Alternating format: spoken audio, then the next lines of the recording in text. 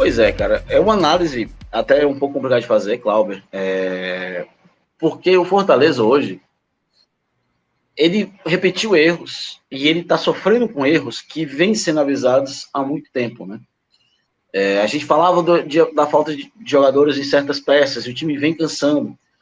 São 8 gols sofridos no Brasileiro, 5 no segundo tempo, e de 3 que levou no primeiro tempo, 2 foram após os 40 do primeiro tempo. Então o Fortaleza vem sofrendo muito com isso. Hoje, novamente, o Fortaleza levou 2 gols após os 40 do segundo tempo. Já são 3 dos 8 levados após os 40 do segundo tempo.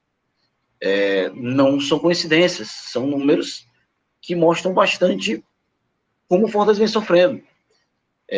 São repetições do que vem acontecendo. O Fortaleza jogou tecnicamente. Eu acho até que curioso que eu achava que o Fortaleza foi melhor até uma parte do segundo tempo quando ele teve um a menos. Só que ele jogou um jogo, ele estava jogando bem, estava segurando bem o Botafogo não assustava o Fortaleza. E numa jogada, num contragolpe, o Ceballos é expulso e isso muda toda a dinâmica do jogo. O amarelo foi justo, bem justo. Ele merecia mesmo o amarelo. A gente pode aqui discutir se ele merecia o primeiro amarelo ou não. Eu acho que não. Acho que é absurdo você dar um cartão por cera no futebol brasileiro com 5 minutos de jogo. Acho absurdo. Não existe. Não existe. Talvez até seja moda, viu? Recentemente teve. Qual foi o goleiro, meu irmão, que levou?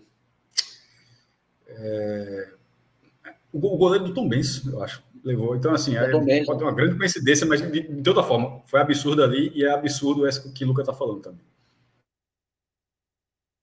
É absurdo. Eu fico assim perguntando, será que ele daria para o Botafogo se fosse no Castelão, com 5 minutos, 0x0, ele faria isso? O jogador demorava a bater um lateral? E nem foi aquela demora, assim, gritante, não, né? Mas fazer o quê? Deu. Se ele sabia que tinha esse amarelo, ele não devia ter feito aquela falta. Uma falta até um pouco necessária, né? Porque não tinha muita cobertura, mas desnecessária, né? Não precisava, ele podia ter feito ombro a ombro, ele podia ter tentado se recuperar mais na frente, ele tem velocidade para isso, mas foi juvenil, e é normal, ele tem 20 anos. E a dinâmica mudou daí. Eu acho que o que pesou mais pro jogo foi a demora de substituição do Vojvoda. O Fortaleza com 1 a menos, com 42 segundos tempo, só tinha feito 3 substituições, das 5 que pode. O Fortaleza, por exemplo, e não só substituições corretas, ele, por exemplo, bota o Capixaba no jogo e mantém o Crispim na ala esquerda, e o Capixaba vira ponta. Não muda, morre abraçado com uma substituição. Quando muda colocando o jogador que não vai inferir em nada, mas demorou demais. Ele esperou realmente levar a virada para fazer uma mudança. E o Fortaleza paga por isso.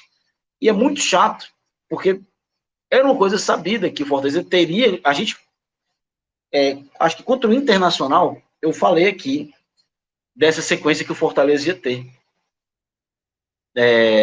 Contra Corinthians, São Paulo e Botafogo. Eu falei, cara, existe uma grande possibilidade do Fortaleza sair dessa sequência com 1 ponto. Ou talvez até nenhum. Perigou acontecer isso, que o Fortaleza só perdendo para o São Paulo. Perigou acontecer isso. E o Fortaleza, ele chega no momento, com 5 jogos, que é o pior início do Fortaleza no pontos corridos, com 1 ponto. É preocupante porque tem 33 rodadas, beleza, tem muito tempo, mas os times que estão no campeonato dos 2 times do estado, o Avaí, Juventude, América Mineiro, Coritiba, eles já estão ali com 9 para cima. São no mínimo 8 pontos para o Fortaleza ter tirado dos times que estão jogando contra ele no campeonato. Então é muito, muito, muito preocupante, porque o Fortaleza não tem um elenco bom, o Fortaleza já está cansado, o Fortaleza já está com uma leva. O Iago Pikachu, que jogou hoje 90 minutos, jogou todos os 29 jogos da temporada. E a tendência é que ele jogue todos os outros até lesionar ou ser suspenso. É bizarro, mas é a realidade. Então, é preocupante, porque o Fortaleza só vai poder contratar para esse elenco quando tem 22 rodadas jogadas. A janela só abre dia 18 de julho, vão ter 22 jogadas corridas. Então, o Fortaleza muda alguma dinâmica agora, e eu não falo de demitir o Vojvoda, nunca, jamais, eu acho que não existe necessidade para isso, mas de sentar com comissão, de sentar com um elenco e falar, cara, isso aqui é desesperador. A gente tem 1 ponto esse ano em 5 rodadas. O Grêmio, que era o Grêmio que tinha 2 ano passado, com 2 jogos a menos, e caiu. a gente vai esperar o pior acontecer? Então, é bem preocupante. A situação não é chatinha não, viu, Cláudio? A situação é chatíssima e bem preocupante. Minhoca, agora eu queria tua análise do jogo. Assim, não tem como não passar pelo jogo sem falar da expulsão, né? Assim, determinante, né? Determinante, né? Para o resultado, né?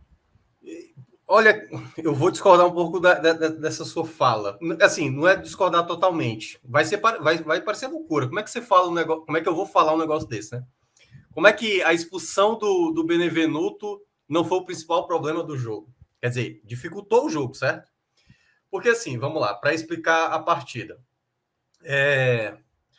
O Fortaleza entrava em campo para mim com as principais peças hoje que tem no elenco. A formação que entrou, tirando o Boeck, o goleiro, aliás, é uma questão ainda que é discutida, né? O torcedor não gosta nem do Max, nem do Boeck, nem do Fernando Miguel. E acho que se o Fortaleza possivelmente não vai trazer um goleiro, então vai ter sempre um questionamento quanto à questão do goleiro no Fortaleza.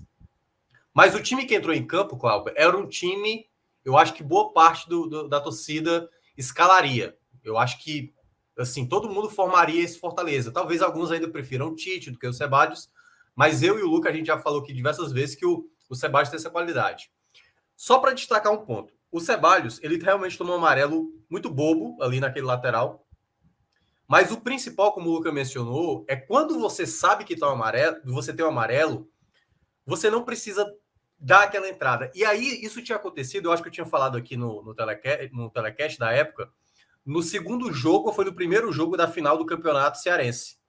O Sebadios estava com amarelo, ele deu uma entrada para amarelo e o árbitro não deu amarelo naquele jogo.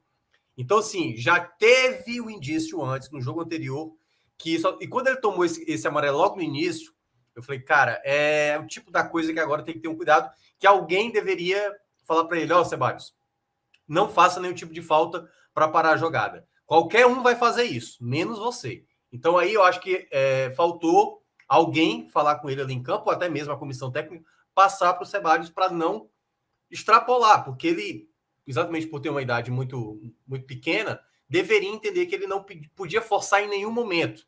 Porque por mais que você discutisse se era falta para amarelo ou não, queira ou não, ele se colocou em risco e acabou custando ali o segundo amarelo. O árbitro poderia ter contemporizado, mas devido ao amarelo inicial, eu concordo com o Luca, o árbitro poderia ter só chamado a atenção dele, dizendo, se na próxima você fizer, ou alguém fizer aqui de Fortaleza, vai tomar o amarelo. Então não necessitava fazer esse tipo de coisa. Quando o Fortaleza estava naquele início, antes da expulsão, o Botafogo praticamente não conseguia nem dominar o Fortaleza. Era o Fortaleza que estava mais com a posse da bola. Embora o Fortaleza não agredisse tanto, não fizesse o Gatito trabalhar tanto. Mas o jogo estava mais no molde do Fortaleza. E aí, diferentemente do que aconteceu contra o Corinthians, quando o Fortaleza de fato prevalecia em cima do Corinthians, perdia muitas chances, você via que o jogo do Fortaleza podia se encaixar em um determinado momento. E sai exatamente a jogada do gol, uma inversão de bola que vai para o Crispim e depois chega no Hércules. O Hércules faz a bola para o Lucas Lima, a bola vai para dentro da área. Eu achei que demorou demais o VAR a verificar uma coisa muito simples, mas aparentemente eu acho que o VAR verificou 4 impedimentos, o do Lucas Lima, o do Romero, o do Moisés e ainda da jogada inicial, o passe que foi lançado, que foi esse que foi mostrado na exibição do Lucas Crispim, exatamente. Então, o gol saiu de uma jogada muito bem realizada pelo Fortaleza, era algo que dava para ver, e aí é aquela coisa, a tragédia, quando ela vem, quando ela acontece, ela não é apenas uma situação apenas, é cada pedacinho que vai sendo construído. Quando o Fortaleza faz o gol, eu cheguei a falar isso na rádio, o Fortaleza agora está acomodado, achando que já vai terminar o jogo agora, quando bater 45, ainda tem todo o segundo tempo, o jogo pode mudar. E eu tinha falado lá na rádio que o Fortaleza tinha que ficar atento, porque a gente viu isso contra o Internacional. Né? A gente tinha visto, embora contra o Internacional ele fez o gol, já tomou o gol logo na sequência. E eu não gostei do Fortaleza após ter feito o gol. E aí é o ponto que eu vou começar a falar sobre essa situação que você falou, sobre a questão do Sebadios. Quando o Fortaleza estava com 1-0, o Fortaleza não jogou bem. O Fortaleza deixou o Botafogo ir gostando, e, sabe, e começando a entender como é que ia fazer a jogada. E o Fortaleza não conseguia mais ter jogada de ataque. Não conseguia mais. Deixava o Botafogo com a bola, e toda vez que tinha bola, bola longa, passe errado, desconcentrado, o Botafogo ali dava uma finalização, fazia um cruzamento. E aí aquilo me incomodou no Fortaleza. Eu falei, o Fortaleza... E aí eu fiquei imaginando, será que o Fortaleza contra o Corinthians, se tivesse feito o gol contra o Corinthians, ia ter essa postura? Porque a gente fala muito daquele jogo do Corinthians, que o Fortaleza jogou muito bem o primeiro tempo, mas eu tenho dúvidas agora, se o Fortaleza tivesse feito o primeiro gol contra o Corinthians, se o Fortaleza, de novo, não ia arrefecer. Isso é que tem me incomodado no Fortaleza nesta temporada. Não entender quando o jogo tá para ele, o jogo tava para o Fortaleza, tal qual foi contra o Inter no primeiro tempo, do próprio jogo do Corinthians. E o Fortaleza, no do Corinthians, ele foi incompetente para não fazer um gol. Mas o jogo, o Botafogo, não estava apresentando nenhum tipo de qualidade. Quando vem a expulsão do Sebadios, logo na sequência sai o gol do Botafogo. Uma jogada, ali a falta batida, a bola sobra. Eu até achei que o Boeck tinha falhado, mas a jogada foi tão rápida, a finalização foi tão rápida, e o Erisson é um jogador muito entrega, o cara realmente se jogou ali na trajetória da bola para conseguir o empate. Uma certa falha ali da marcação, mas eu vou dar até mais mérito para o Erisson pela antecipação que ele teve ali, realmente. Ele foi muito sagaz ali para antecipar o Benevenuto, que estava ali possivelmente para cortar aquela bola. Na volta do segundo tempo, com Fortaleza, com um jogador a menos, eu achei, cara, vai ser muito complicado agora para o Fortaleza, porque vai ser aquele jogo onde Fortaleza faz falta e joga a bola para frente, faz falta e joga... Ou seja, toda vez era o Botafogo vindo, Botafogo vindo, Botafogo vindo. E os primeiros minutos foi isso que aconteceu. Mas acho que a partir ali dos 10 minutos, o Fortaleza, com uma troca que o Vojvoda fez, ele sacou o Romero para colocar o Tite, né? Para colocar o Tite. Quando ele fez isso, ele fez praticamente um 4-4-1. Deixou só o Moisés lá na frente. E nesse período do jogo, quando teve, o Fortaleza criou algumas possibilidades, principalmente com o Moisés. O Moisés fez uma jogada pelo lado esquerdo, que a bola foi para o meio e finalizou. Então, assim, deu para ver que o Fortaleza estava muito mais atento ao jogo ali, naquele momento da partida. Então, eu comecei a ver o Fortaleza jogar até razoavelmente bem pelo contexto da partida. Era um jogo difícil. O Botafogo, obviamente, necessitado da vitória, nunca tinha vencido, ainda não tinha vencido em casa, né, obviamente, e aí precisava da vitória. E o Fortaleza conseguia ter algumas escapadas interessantes. O Botafogo não. O Botafogo, com um jogador a mais, não causava tantos perigos, apesar de que no começo teve uma chance com o Erisson, um impedimento muito milimétrico, uma outra finalização que o Boeck teve que trabalhar. Teve ali alguns momentos de susto do Fortaleza. Mas eu acho que no saldo geral, até ali os 40 do segundo tempo, o Fortaleza se comportou bem e teve algumas possibilidades. Acho que o Vojvoda, quando desfez essa posição do Moisés, trazendo o Moisés para a segunda linha para colocar o Kaiser, eu acho que o time perdeu um pouco do equilíbrio, porque o Moisés, quando ficou mais recuado, não conseguia mais ter a liberdade ali, porque eu acho que o Moisés sozinho ali, perante alguns defensores, ele tinha mais campo para atacar, para a esquerda, para a direita. Quando ele ficou preso na esquerda, me pareceu que ele ficou um pouco mais preso e aí errando mais vezes a ponto de ser substituído colocando o Capixaba. E aí veio ali aquela coisa do chamado castigo. Porque, e aí vou encerrar essa minha primeira fala. Quando a gente olha os 5 jogos do Fortaleza, nenhum dos adversários fez grande jogo. Nenhum. Cuiabá jogou muito mal, o Inter jogou muito mal, o Corinthians jogou muito mal, o São Paulo jogou muito mal e hoje o Botafogo não jogou tão bem. E aí é onde entra a questão. Mesmo, e eu não estou dizendo que o Fortaleza jogou bem não, tá? O Fortaleza eu acho que jogou muito bem no primeiro tempo contra o Corinthians, jogando fora de casa. Mas mesmo o adversário não jogando tão bem, o Fortaleza só está com 1 ponto no campeonato. E aí é a parte preocupante. Porque por mais que poupe no jogo do meio de semana, por mais que segure alguns atletas, o Fortaleza precisa entender quando o jogo está pedindo determinadas situações. Não dá para, quando você abre o placar fora de casa, abdicar de jogar ainda no primeiro tempo.